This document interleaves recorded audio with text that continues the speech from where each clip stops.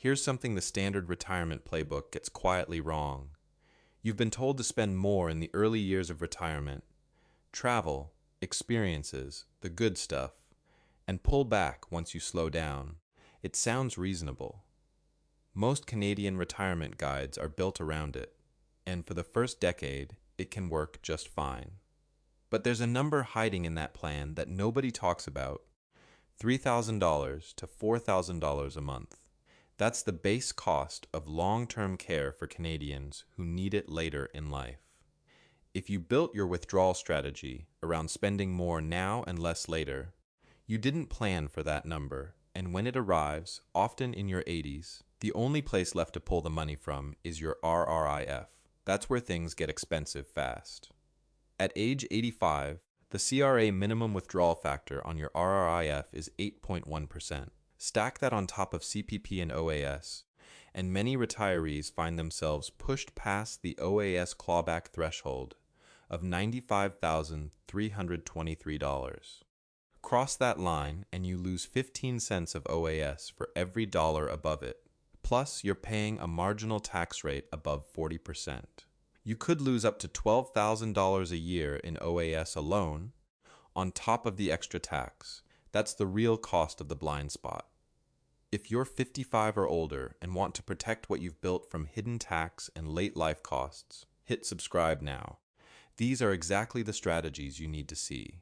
Today I'm walking you through 4 withdrawal mistakes that can quietly drain your retirement and what to do instead. The first one is the go-go, slow-go trap itself. Every advisor chart I've ever seen for retirement income looks roughly the same. It shows spending high in the early years. Call it $60,000 a year, then gradually declining as you slow down. The idea is that you spend less as you age, and in many cases, that's exactly what happens. Day-to-day costs do drop. You're not commuting, not buying work clothes, not eating out as much. But there's a part of that chart that gets left off. The part that shows what happens to costs in your 80s when care enters the picture. According to data from the Canadian Institute for Health Information, about 1 in 3 women over age 85 will require some form of long-term care. The average cost for that care in Canada runs around $3,200 a month. That's $38,400 a year in care costs alone, on top of everything else you're still paying for. And it doesn't drop off. If anything, it can climb. Here's where the trap locks in. If you followed the go-go model and spent freely in your 60s and 70s, your RRIF balance going into your 80s is likely smaller than it would have been. That matters because the CRA sets minimum withdrawal amounts based on your RRIF balance, and those minimums don't care about your care bills. Let's put some numbers on it. Say your RRIF is sitting at $400,000 at age 85. The CRA minimum withdrawal factor at 85 is 8.1%. That forces out $32,400 before you've paid a single care bill. Add CPP of $18,000 and OAS of about $8,000 on top of that, and you're already at $58,400 in income. Now you need an extra $38,000 from the RRIF to cover care. Total income, $96,400. The OAS clawback threshold in 2026 is $95,323. You've just crossed it. At 15 cents clawed back for every dollar above that threshold, you're starting to lose OAS. But even before the clawback fully bites, that extra $38,000 withdrawal is taxed at your marginal rate. In Ontario, that rate runs above 43% in this income range. So $38,000 of care spending is actually costing you closer to $54,000 in gross withdrawals to cover the tax bill. That's money that was never supposed to go to the government. It was supposed to be yours. Now contrast that with a retiree who had set aside a TFSA reserve of $50,000 to $100,000, earmarked specifically for late life care. That $38,000 in care costs comes from the TFSA, tax-free, no income spike, no clawback. The RRIF stays untouched beyond its minimum. Income stays below $95,323. OAS stays intact. The difference between those two outcomes isn't investment returns or luck. It's planning architecture. The go-go, slow-go model assumes spending falls in a straight line. Life doesn't work that way. Care costs create a spike, often a sharp one, right at the point when your portfolio has the least flexibility and your tax situation is the most sensitive. This isn't about being morbid or planning for the worst. It's about acknowledging a gap in the standard advice and filling it before it's too late to make a difference. The time to build a care reserve isn't at 82. It's now, while you still have the flexibility to move money into your TFSA without triggering a tax problem. I've watched people go through this without a reserve in place. The conversations are hard, not because the money is gone, but because the options are so limited at that point. The RRIF keeps paying out whether you need it to or not. The tax keeps accumulating, and the care bill doesn't wait. Even if you avoid that trap, there's a second mistake that catches people just as often that doesn't involve care at all. It's about a line in the tax code that many retirees don't even know exists until they've already crossed it. Most people know OAS exists. They know roughly when it starts and roughly what it pays. What many people don't think about until it's too late is that OAS comes with a hidden income ceiling. In 2026, that ceiling is $95,323. If your net income for the year crosses that number, the CRA claws back 15 cents for every dollar above it. OAS pays a maximum of about $8,000 a year. Cross the threshold by $53,000 and you lose the whole thing. Cross it by even $5,000 and you're losing $750 for no reason. Money that belonged to you, effectively handed back to the government because your income came in slightly too high. Here's what makes the clawback zone dangerous in practice. It's not just one source of income pushing you over. It's the combination. RRIF minimum withdrawal stack on top of CPP, which stacks on top of OAS itself. If you're still doing any consulting work or have rental income, that goes on top too. Each of those income streams is being reported to the CRA separately, and together they can push you past the threshold without you realizing it until tax time. The math works like this. Say your RRIF minimum at 75 generates $28,000. CPP pays $15,000. OAS pays $8,000. That's $51,000, well below the threshold. But then you take a one-time extra withdrawal from your RRIF, maybe to cover a home repair or help a family member, of $50,000. Now you're at $101,000. You've crossed $95,323 by $5,677. The CRA claws back 15% of that excess, $851. The federal marginal rate in that bracket runs around 26%, and with Ontario's provincial rate added in, the combined marginal rate above $95,323 sits around 43%.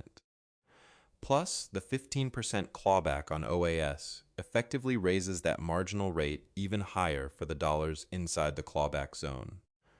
I used to think the clawback was mainly a concern for high earners, people with large pensions, significant investment income, that kind of situation. Then I worked through the numbers with a retired teacher who had a $400,000 RRIF and a reasonable CPP benefit. One year, she took a larger RRIF withdrawal to help her daughter with a down payment. She lost over $6,000 in OAS that year. The following year, she restructured her withdrawals to draw from her TFSA instead for a similar need. Zero impact on OAS, same end result for her daughter. The two-part fix is fairly straightforward once you know the number. First, map your projected income each year through your 80s. Include RRIF minimums, CPP, OAS, and any other sources. Second, When you need extra cash for a one-time expense, check your TFSA balance before you touch the RRIF. TFSA withdrawals don't appear in your net income calculation. They're invisible to the clawback threshold. Knowing the threshold doesn't guarantee you'll always stay under it. But ignoring it guarantees you'll cross it accidentally at some point. And that crossing costs real money every time it happens. But maybe you've been avoiding RRSP or RRIF withdrawals on purpose, trying to pay zero tax now and deal with it later. That's the third mistake, and it's one of the most common I see. There's a version of retirement planning that looks very disciplined from the outside. You leave your RRSP completely untouched. You live on non-registered savings, maybe a small CPP benefit, and whatever part-time income you have. You pay almost nothing in tax. You feel like you're winning, and for a few years you might be. But what that strategy is actually doing is loading up your RRIF before the government forces you to start withdrawing at 71. Every year you don't touch your RRSP, it keeps growing, and so does the mandatory withdrawal you'll face later. The CRA doesn't let you leave it alone forever. At 71, the RRSP converts to a RRIF, and the minimum withdrawals begin whether you need the money or not. Here's what that looks like in practice. Take two people, both retiring at 65 with $500,000 in their RRSP. Dave starts taking $30,000 a year out of his RRSP from age 65 to 70, 6 years. He pays around 25% average tax on that, so roughly $45,000 in tax over those 6 years. His RRSP balance at 71 is about $320,000, assuming 4% annual growth after withdrawals. Susan takes nothing out. Her RRSP grows at 4% for 6 years undisturbed. At 71, her balance is roughly $632,000. At that point, the CRA minimum withdrawal factor at 72 is 5.4%. Dave's minimum is 5.4% of $320,000, which is $17,280. Susan's is 5.4% of $632,000, which is $34,128. Susan is forced to pull out nearly $17,000 more than Dave every year, money she may not even need, and she's doing it at whatever her income tax rate happens to be in her 70s. When CPP and OAS are also in the picture, Dave used his early retirement years to fill lower tax brackets at a modest rate. Susan didn't. By the time Susan's income starts climbing in her 70s, those lower brackets are long gone. It's completely understandable to want to avoid paying tax when you don't have to. The brain treats any out-of-pocket tax as a loss, even when the alternative is a bigger loss later. But think of your RRSP as a deferred tax bill, not a nest egg you get to keep in full. You receive the deduction up front. The CRA will collect eventually. The only question is whether you pay at 25% now or at 40+% later, when the minimums kick in alongside everything else. A partial RRSP meltdown in your 60s isn't a failure. It's a deliberate choice to pay a manageable tax rate now rather than a punishing one later. Even an extra $10,000 to $15,000 a year in early withdrawals, carefully placed into your TFSA afterward, can meaningfully shift your tax picture in your 70s and 80s. So you've seen the early spending trap, the clawback zone, and the deferred tax problem. The fourth mistake ties all three together, and it's the one that catches people who think they've already thought this through. You've probably heard of the 4% rule. The idea is simple. Withdraw 4% of your portfolio in year one, then adjust that dollar amount for inflation each year. Based on historical market data, that withdrawal rate should last 30 years without depleting your portfolio. It's a useful starting point, but it has two blind spots that matter a lot for Canadian retirees, and both of them become problems at exactly the moment when you can least afford a problem. The first blind spot is inflation. The 4% rule adjusts for it mathematically, But that adjustment assumes inflation stays relatively stable and predictable.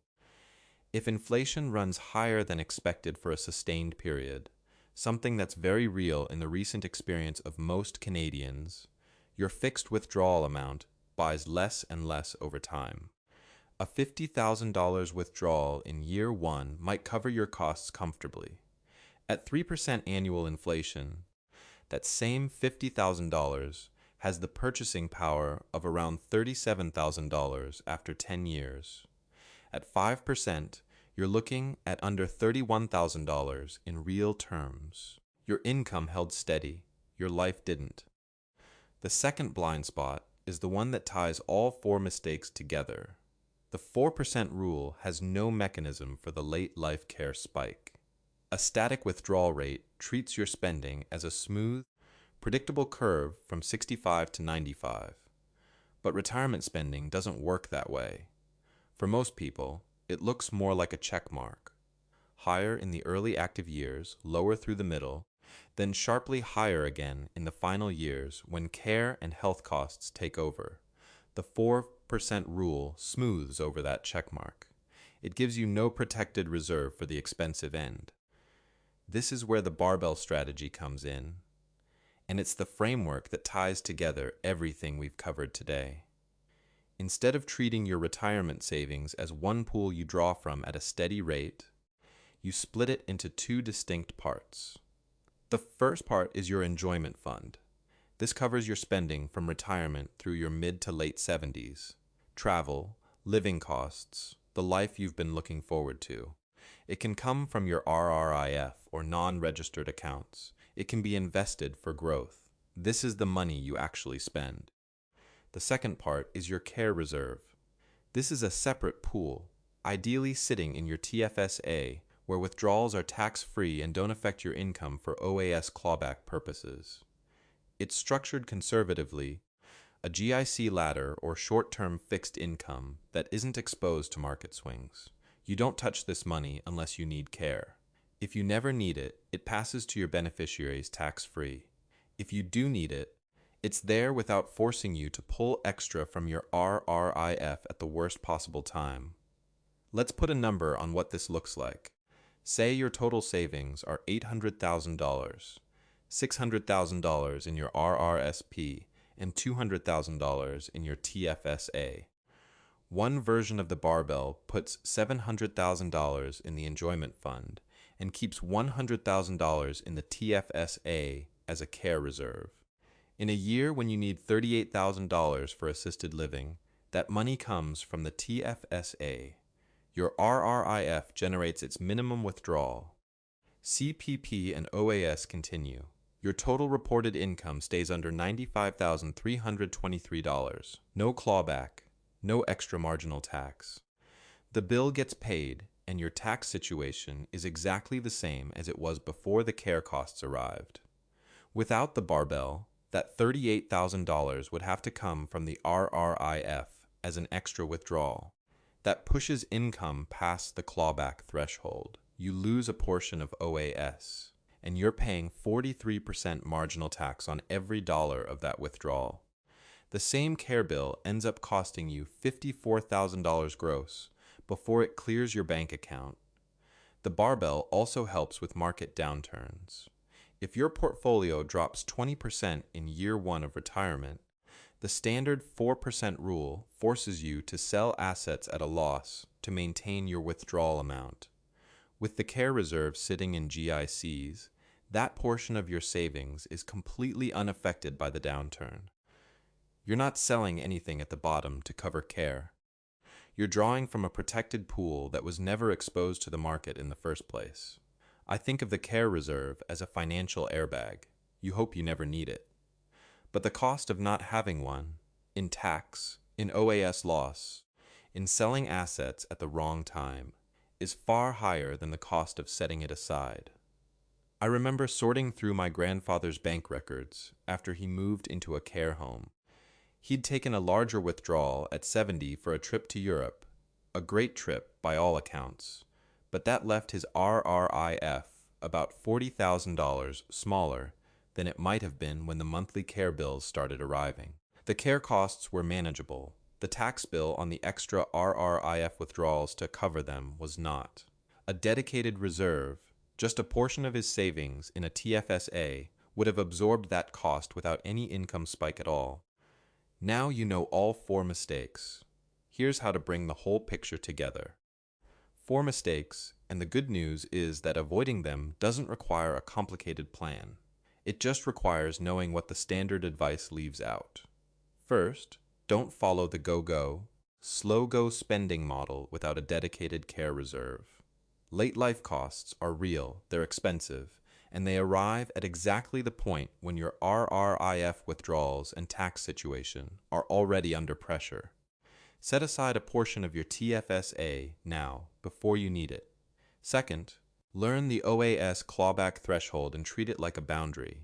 In 2026, it's $95,323. Map your projected income each year. When you need extra cash for a one-time expense, check your TFSA first. TFSA withdrawals don't affect your income calculation. They're invisible to the clawback. Third, don't try to pay zero tax in your early retirement years. A partial RRSP drawdown in your 60s at a modest tax rate keeps your RRIF balance from growing into a forced withdrawal problem in your 70s and 80s. You're not paying more tax overall, you're paying it at a better rate. Fourth, replace the static 4% rule with a barbell structure, an enjoyment fund for your active years, a protected care reserve in your TFSA for the back end, 2 pools, each doing a different job. You don't need to get every detail perfect right now, but avoiding these 4 mistakes puts you well ahead of where most Canadians end up. If you're 55 or older and want to build your own barbell retirement plan, hit subscribe. I put out new strategies every week to help you keep more of what you've saved.